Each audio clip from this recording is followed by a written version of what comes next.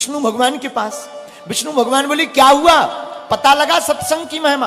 अरे बोले महाराज आप अच्छी आफत फंसाते हो, जिससे पूछो सत्संग की महिमा क्या है सोई मर जाता है। वो तो बड़ी कुशल है, कोई पीटता नहीं है, नहीं तो हड्डी पसली तोड़ दे। विष्णु भगवान बोले नहीं नहीं, अब एक अंतिम जगह और। कहां?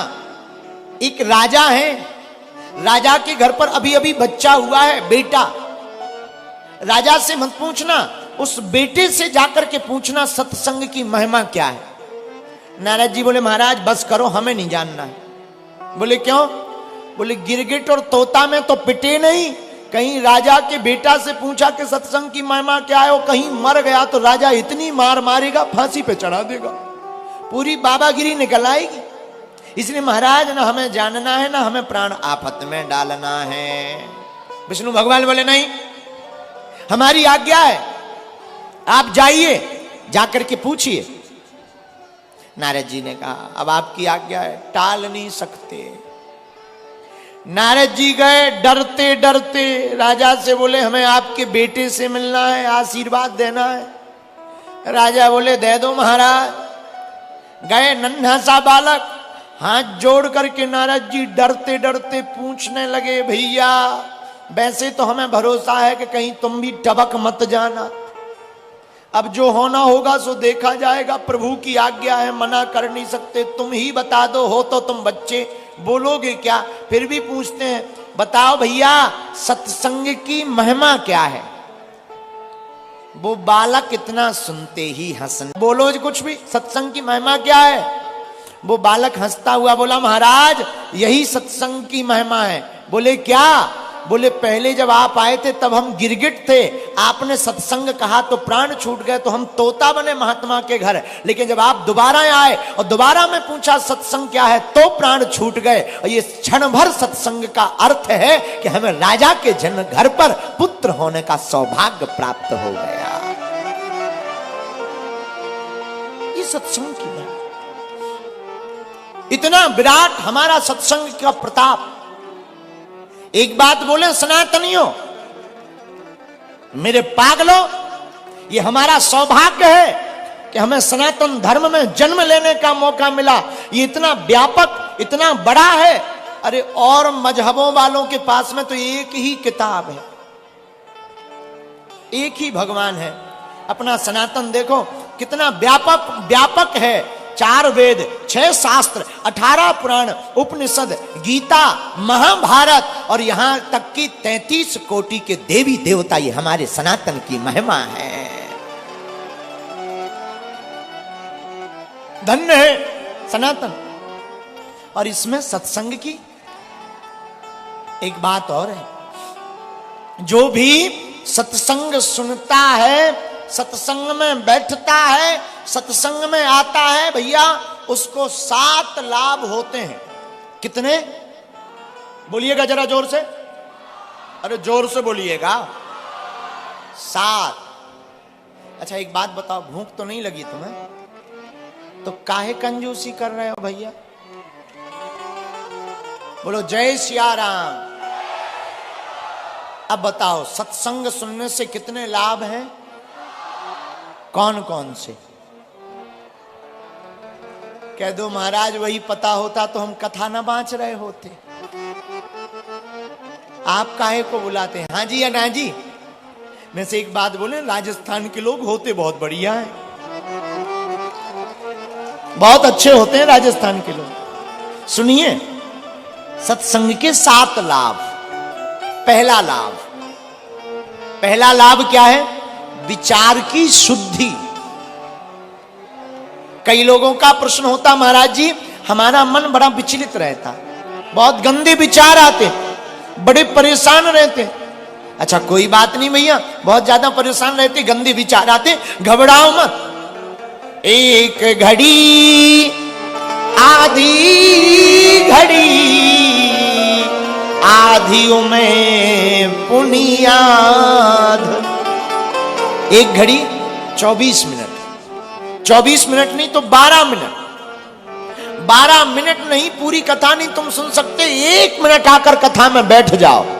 जरूरी नहीं तुम हमारी कथा में आओ, अपने घर पर रामचरितमानस खोल करके बैठ जाओ, खुद भी सत्संग करो, पूरे परिवार को भी करवाओ।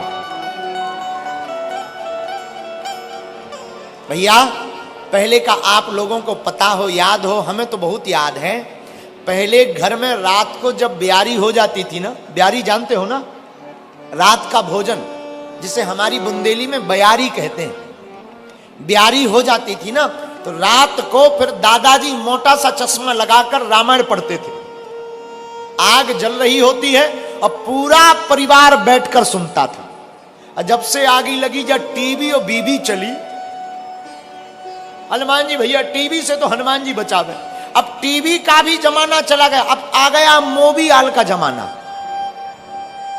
आदमी इस मोबाइल में ऐसा फंस गया, वो नहाने भी जाता है तो बाथरूम में मोबाइल ले जाता है।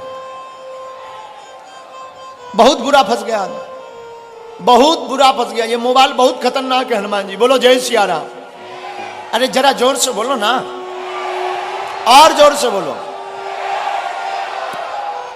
तो रामचरितमानस पढ़ने से या सत्संग सुनने से पहला लाभ क्या है? विचार की शुद्धि, विचार बढ़िया आएंगे, सोच बढ़िया होगी। भाई साहब विचार बढ़िया आएंगे ना तो मन हमारा प्रसन्न रहेगा। और सत्संग सुनोगे तो वासना का ध्यान नहीं। माई बाप जो पक्का सत्संगी हो जाएगा उसे वासना नहीं, उपासना की याद आती है। तो पहला लाभ है विचार शुद्धि। दूसरा लाभ क्या है? इंद्रिय निग्रह। इंद्रिय निग्रह का मतलब इंद्रियों पर कंट्रोल। कई बार हम वो भी देख लेते जो देखना नहीं चाहिए, वो भी सुनते जो नहीं सुनना चाहिए, वो भी बोल देते जो नहीं बोलना चाहिए। लेकिन जो सत्संग करता है उसका इंद्रियों पर काबू हो जाता। आंखों से क्या देखना चाहिए, कानों से क्या सुनना चाहिए, कुछ उल्टा सीधा सुन लेगा तुरंत राम राम राम राम राम राम करेगा है? कुछ उल्टा बोल देगा तुरंत राम राम राम राम, क्षमा करो हनुमान जी महाराज, सीताराम। माई बाप, तो दूसरा लाभ है सत्संग का इंद्रिय निग्रह, इंद्रियों पर कंट्रोल। तीसरा लाभ क्या है? दृष्टि दोष कम, नजर सुधर जाती। दृष्टि मतलब आंख। ये आंख भैया बहुत खतरनाक है। पूरा खेल तमाशा इसी आंख का है। ये जो पुतली है ना, पूरा तमाशा इसी का है। इस आंख को बेहतरीन रंगीन देखने का बहुत ज्यादा शौक है। इस आंख को बहुत फेशियल डेंटिंग पेंटिंग लगाकर दिखने का बड़ा शौक है। ये आंख बड़ी खतरनाक है।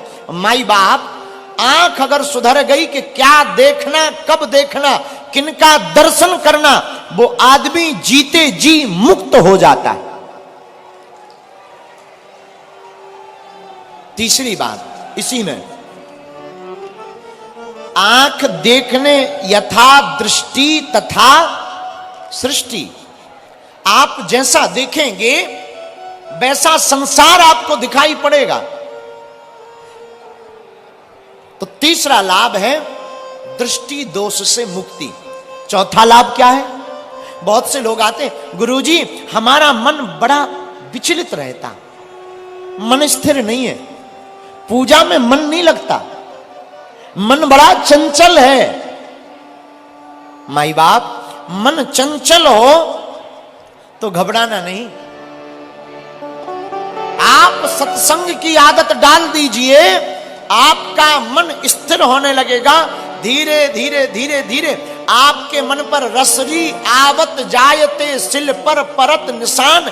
जैसे बार बार रस्सी खींचने पर कुआं के ऊपर पड़े हुए पत्थर पर निशान बन जाता है, वैसे ही हमारे मन में भक्ति का भी निशान बन जाता है।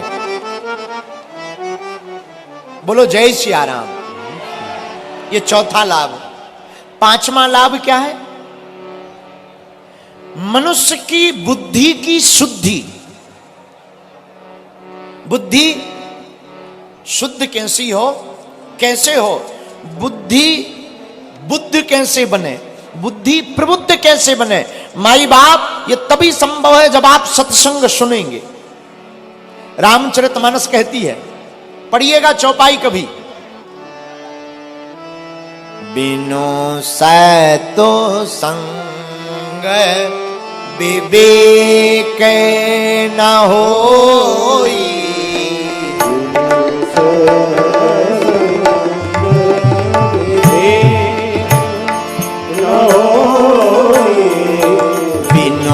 बिनु सतो संग विवेक न होई,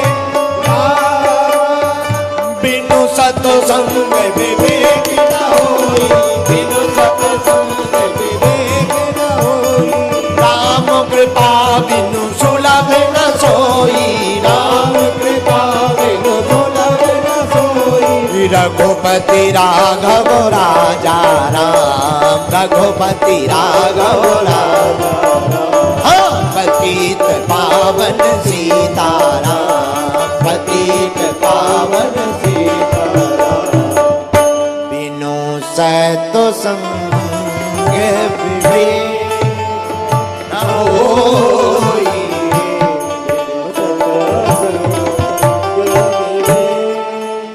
विवेक की जागृति सत्संग से ही होती है। आप कथा में जब तक बैठेंगे नहीं तब तक आपका विवेक बलवान नहीं होगा, और विवेक जागृत नहीं होगा तो बुद्धि शुद्ध नहीं होगी, बुद्धि शुद्ध नहीं होगी तो आप प्रबुद्ध नहीं होंगे। लेकिन कथा में बैठने लगेंगे तो बुद्धि जाग जाएगी और बुद्धि शुद्ध हो जाएगी और बुद्धि प्रबुद्ध भी हो जाएगी। आहा, इसलिए माई बाप, राजस्थान के पागलों, हमारी प्रार्थना है एक घड़ी ही सही रोज भगवान की कथा की आदत डाल लेनी चाहिए। आदत ठीक होती है, लेकिन कई लोग तो अर्थ का अनर्थ कर देते हैं। राजस्थान में एक आदमी पेड़ पे उल्टा लटका था, उल्टा। हम मिले, हमने कहा क्या हुआ, कहां के हो? बोले 12 जिला के हैं। क्या नाम है? चंगीलाल। उल्टे क्यों लटके हो? बोले दरअसल हमने सिर दर्द की गोली खाई है। तो हमने कहा उल्टे लटकने से क्या मतलब? बोले बा सीधे रहेंगे तो गोली पेट में नहीं चली जाएगी। बताओ ये अर्थ का अनर्थ है कि नहीं? बोलो जय सिया राम, जोर से बोलो। अर्थ का ये अनर्थ है, अर्थ का अर्थ यही है। आपकी कुछ समझ में न आवे, देखो बहुत तेज धार चल रही हो तो पर धारा के विपरीत नहीं बहना चाहिए। हाथ पांव छोड़कर अपना बचाव करके धारा के साथ बह लेना चाहिए। ऐसे ही कथा की धारा है, ये बह रही है आपको भी। अच्छा एक बात कभी आपने सुना, सोचा कथा में दोनों हाथ क्यों उठाते हैं? बताओ क्यों उठाते हैं? बोलो क्यों उठाते हैं? जब कोई डूबने लगता है तो वो कैसे करता है? बोलो हाँ जी या ना जी? कोई डूबने लगता है तो दोनों हाथ ऊपर करता है, बचाओ बचाओ बचाओ। उसी प्रकार हम लोग भी इस संसार सागर में डूब रहे हैं। जब कथा में आकर के ज्ञान होता है तो दोनों हाथ उठाकर परमात्मा से कहते हैं, पकड़ लो हाथ बनवारी, नहीं तो डूब जाएंगे। है? ये विवेक कब जागृत होगा? प्रभु चरित्र सुनबे को रसिया। जब भगवान की कथा सुनोगे तो विवेक जागृत ही होगा। तो पांचवा फायदा लाभ सत्संग में मनुष्य की बुद्धि की शुद्धि होती है। और छठवां फायदा क्या है? भक्ति दृढ़ हो जाती है। आहा, जो भक्त होते ना, जिन्हें भगवान से प्यार होता है, जिन्हें परमात्मा से प्रीति होती है, जो भगवान के नाम का जाप करते हैं, जो प्रभु की याद में रोते रहते हैं। अरे भैया, भगवान की याद में जो रोता है वही तो भक्त कहलाता है। बड़ा बेचैन रहता हूं तुम्हारी याद में मोहन, बड़ा बेचैन रहता हूं तुम्हारी याद में मोहन, तुम्हारे बिन ठाकुर जी जिया अब नहीं जाता है, तुम्हारे बिन ठाकुर जी जिया अब नहीं जाता है। आहा, जो परमात्मा का भक्त होता है रोता है, आंखें झरझर करके आंसू बहाती। अच्छा, भक्ति से रोने का संबंध क्या है? देखो, जनकपुर में जब अकाल पड़ गया तो महाराज जनक को किसी ने सलाह दी कि वर्षा नहीं हो रही है, वर्षा होने के लिए तुम्हें हल चलाना पड़ेगा, यज्ञ करनी पड़ेगी, तभी बारिश होगी। महाराज जनक ने हल चलाया और उस हल का फल यह निकला कि हल का फल घट से टकराया और भक्ति माता माता जानकी पृथ्वी से प्रकट हो गई। अकाल पड़ा है, अकाल पड़ते ही राजा जनक परेशान है कि अब कैसे बारिश होगी, प्रजा बेहाल है। तो महात्मा ने उपाय दिया कि एक काम करो, हल चलाओ। हल का फल घट से टकराया, माता भक्ति प्रकट हो गई। और माता भक्ति प्रकट हुई तो देखते ही महाराज जनक की आंखों में आंसू आ गए। इससे सिद्ध होता है कि भक्ति बिना आंखों के पानी की अधूरी हो जाती है। और माता जानकी जी के प्रकट होते ही बारिश झमझम करके होने लगी। तब तो और सिद्ध हो गया कि भक्ति जहां प्रकट होगी वहां बारिश होगी, और जिसे परमात्मा से प्रेम होगा वहां भी उसके आंखों से झरझर करके बारिश होगी। तो धन्य है भगवान की कथा। जो भगवान की कथा में बैठता है वो छठवां फायदा क्या पाता? भक्ति उसकी दृढ़ हो जाती। गोस्वामी तुलसीदास जी कहते हैं, भगवान शंकर की वाणी रामचरितमानस में क्या कहते हैं? भगवान शंकर उमा से कहते हैं, देवी सत्य बताएं क्या है? बोले हाँ। उमा कहावों में अनुभव सत्य हरि भजन जगत सब सब ए हा। उमा कहावों में अनुभव सत्य हरि भजन जगत सब सब। श्री राम जय राम जय जय राम। गाइए,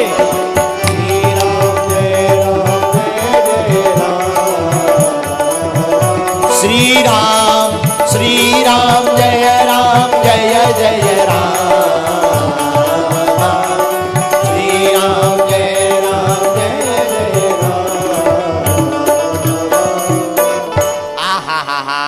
भगवान शंकर माता पार्वती से कहते हैं, देवी उमा कहाऊं मैं अनुभव अपना। क्या अनुभव? सत्य हरि भजन जगत सब सपना। सत्य केवल परमात्मा का भजन है, बाकी सब बेकार है। राम नाम ही सार है, बाकी सब बेकार है। एक बात बोले, कह दो, बोलो। पैसा आदमी को ऊपर ले जाता है, लेकिन आदमी पैसे को ऊपर नहीं ले जा पाता है। क्या भैया? पैसा, आदमी अगर पैसा वाला हो ना, तो जो साइकिल से चल रहा पैसा वाला हो जाए तो हवाई जहाज से, चील गाड़ी से फुर्र उड़ेगा। हाँ जी, अना जी, अरे बोलिएगा, हो पक्का ना? तो पैसा आदमी को ऊपर ले जाता है, पर आदमी पैसा को ठन ठन गोपाला ऊपर नहीं ले जा पाता है। दूसरी बात, आप कितना भी धन धन धन धन कर लो, धन चाहिए, हे कुबेर देवता। कई लोग तो कुबेर भगवान की इतनी पूजा करते हैं कि कई बार कुबेर भगवान को लगता है, हे भगवान, ओम जय लक्ष्मी माता। देखो दीपावली आएगी, घर घर ओम जय लक्ष्मी माता। हमारे घर में पैसा नहीं आता है? कई लोगों तो केवल नोट ही सुहाता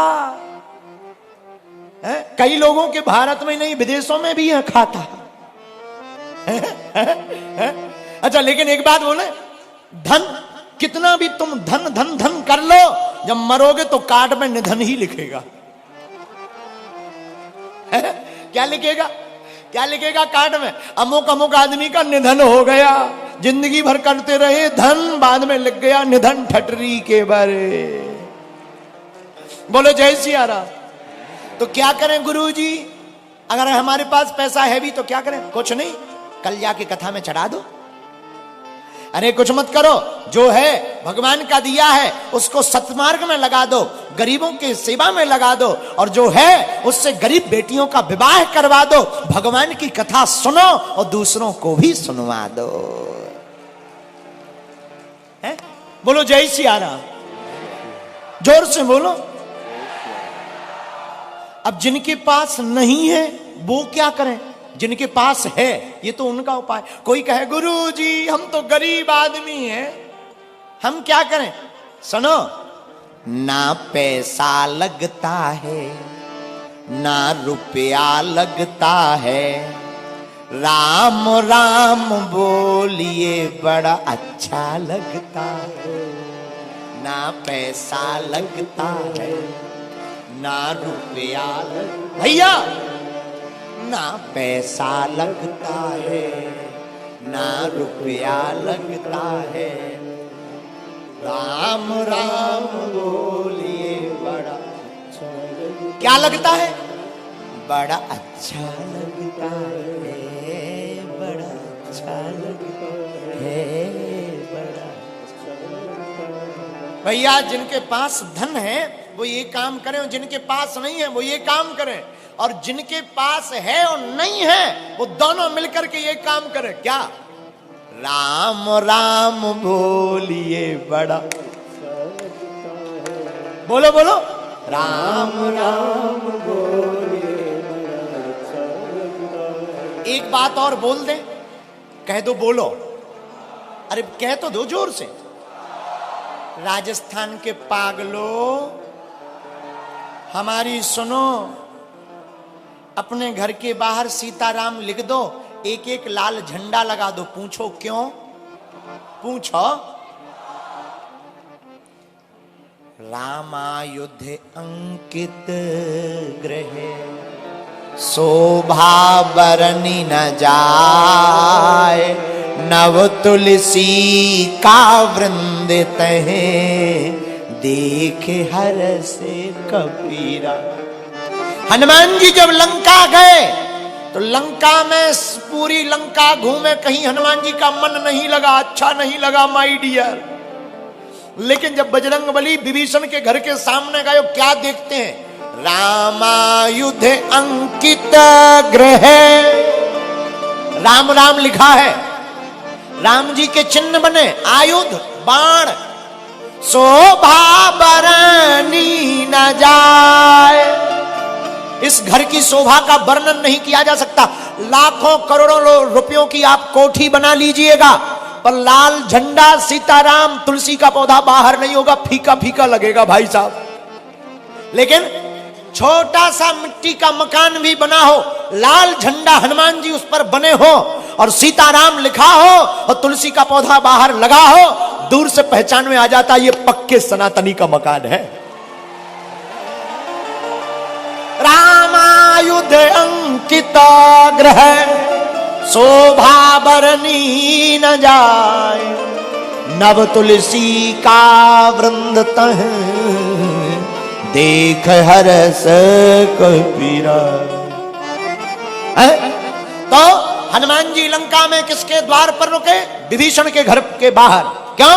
क्योंकि उनके घर के मकान के बाहर राम राम राम राम राम लिखा है। जिसके घर के बाहर राम राम लिखा होता उसके घर पर डेरा राम दूत का होता, और जो बिना राम राम वाला लिख देता है कुत्तों से सावधान। राम राम राम, हनुमान जी बचाए, हे बजरंग